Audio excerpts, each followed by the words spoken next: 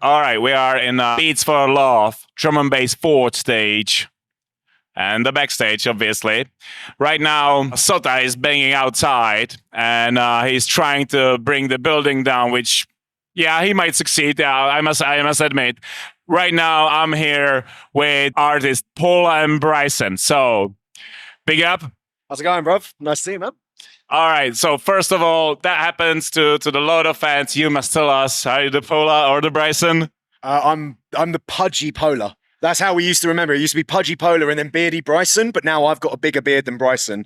So I've got to think of a new one for that. But we're like 2 years deep and I still haven't found a new one. So yeah, Pudgy Pola. Oh, Pudgy Pola. All right. I'll try to remember that. You just ran off the stage, like literally just like sweating. How was your performance? What can you say about your set, just as you just did? I thoroughly enjoyed that. That was my first set in Ostrava. First time at Beats for Love. I've heard lots of good things about this festival from many. Oh, did you? Lots of good things. All my friends have been telling me for years, you got to come play this festival. Finally got here earlier, turned up about half an hour before the set, saw the site, looked incredible, walked out onto that stage, just a sea of people, and everybody was vibing from start to finish. I had such a great time. We played loads of new album bits and everybody was vibing to the album stuff. We've got loads of new 20 years of Shogun remixes and dubs and stuff that I played, and everybody was enjoying them. Like that Dreadnought remix. Okay. Let's ditch the questions. They are useless now. Absolutely useless. So, you mentioned something, but it might not be the answer for the next question. What is the hottest dub you have on your USB right now? 48 hours ago, it would have been a very different answer, but right now, it is without a shadow of a doubt, it's the break remix of Dreadnought by Icicle and SP. Like, that thing has been the last couple of days since it was like unleashed on all of the Shogun artists and we've been allowed to play it. We have been hammering it at every show. It goes off. It's satisfying to see classic tunes like that go off in a rave again. It's so good. I love it. I've just from that you dropped it and wheeled it. It's fucking amazing. So I really hope everyone can catch it soon enough. But that's really interesting. Tell me about like the process of unleashing the dubs. Do you have like Discord or WhatsApp group? And it's like, guys, it's a go. We do. We've got one specifically just with all the Shogun artists. And like this album, this 20 years album, they've been working on remixes in the background. People have been wrapping up new songs for this album. And people have been sharing them in the chat and going like getting feedback and asking what everybody thinks. And everyone's like, yeah, man, can't wait to play this tonight.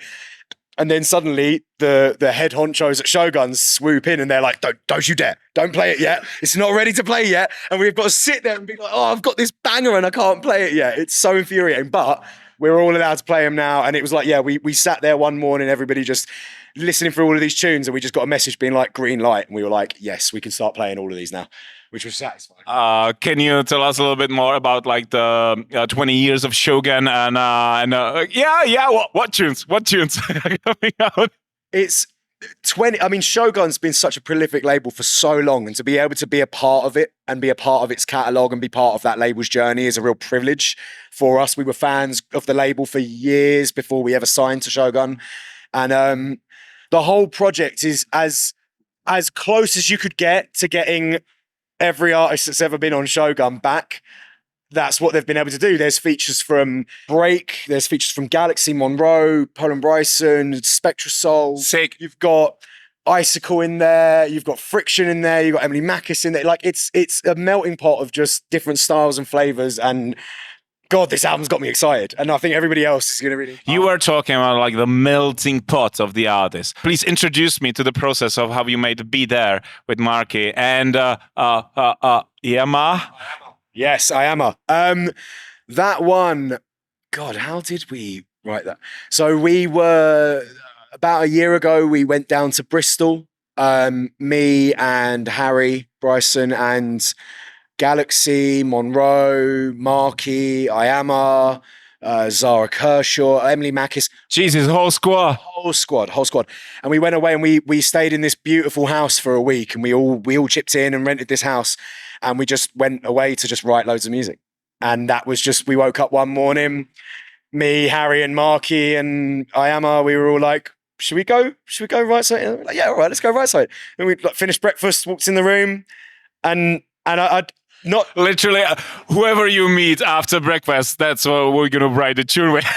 and like not to blow my own trumpet at all, but we wrote it in a single morning, and we've spent months finishing it, but it was the whole idea was done, and Ayama's incredible vocal was written in one day. She recorded it in one day. Like, Oh, it's smashing tune, smashing. I love it. I love it. thank you so much. I know, I'm so proud of that one, and it's a pleasure to work with. I mean, like a legend like Marky. He'll kill me because it makes him feel old and it makes me feel really young. But I remember sitting at home watching Top of the Pops on TV and watching Marky on screen with Stamina, and just being like, I love this music. I want to do this for a living. I want to do this for the rest of my life. And then he comes around our house. Imagine working with him, yeah. And then we write loads of music together over the years. And yeah, I mean, he's a real friend, and it's a privilege to be able to say that. And yeah, like, well, how lucky am I? How lucky? Very lucky. You mentioned something about the album. Tell me all about it. Did I mention that? I don't think I was supposed to mention that. But yeah, I mean, I don't think we've done such a terrible job of keeping. Whoops. I think we've done such a bad job of keeping it a secret. Like we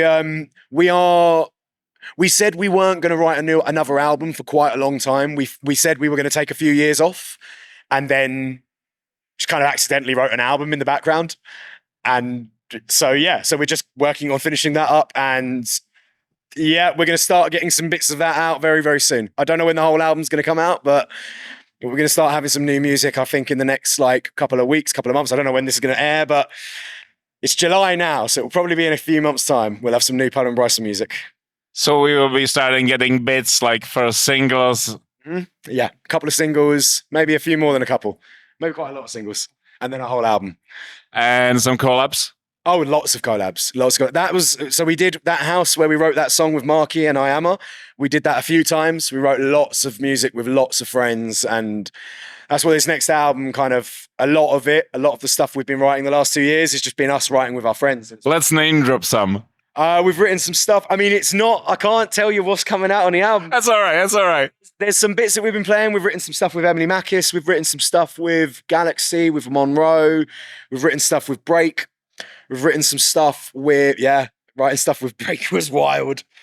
That was one of the most incredible days in the studio I've ever had.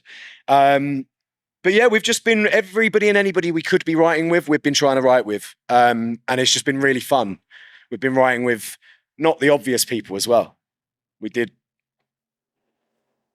I won't say that one on mic, but not the obvious people. So yeah, writing music with lots of people, writing lots of different types of drum and bass, and it's really helped us spread our wings creatively. And I'm excited for people to hear this album and the new music. All right, let's do some. I have some random ass questions for you. So pick one and give it to me. I'll read it out.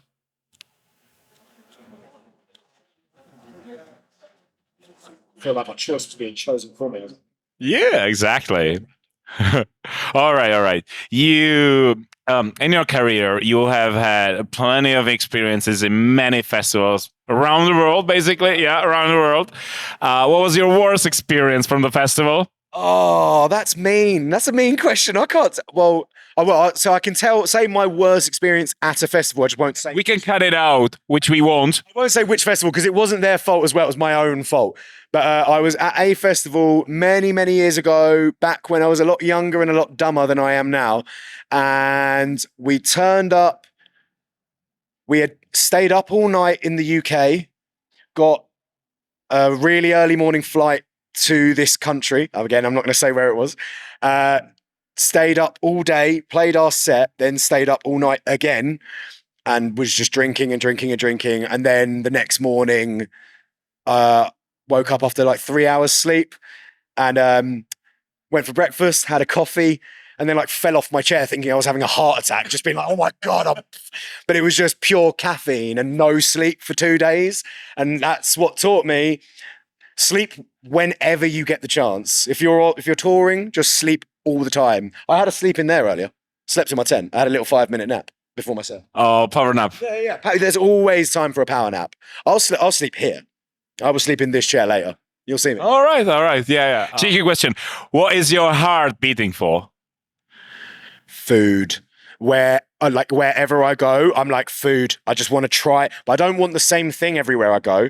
I like to, wherever I go somewhere, I'm like, you take me where you would go for dinner tonight. So whenever I meet up with a local person, if I go to Japan, if I come to Czech Republic, if I go to America, they're like, where do you want to eat? I'm like, you pick. Wherever you think is good, I want to go there. So that's what my heart craves. Wherever I go.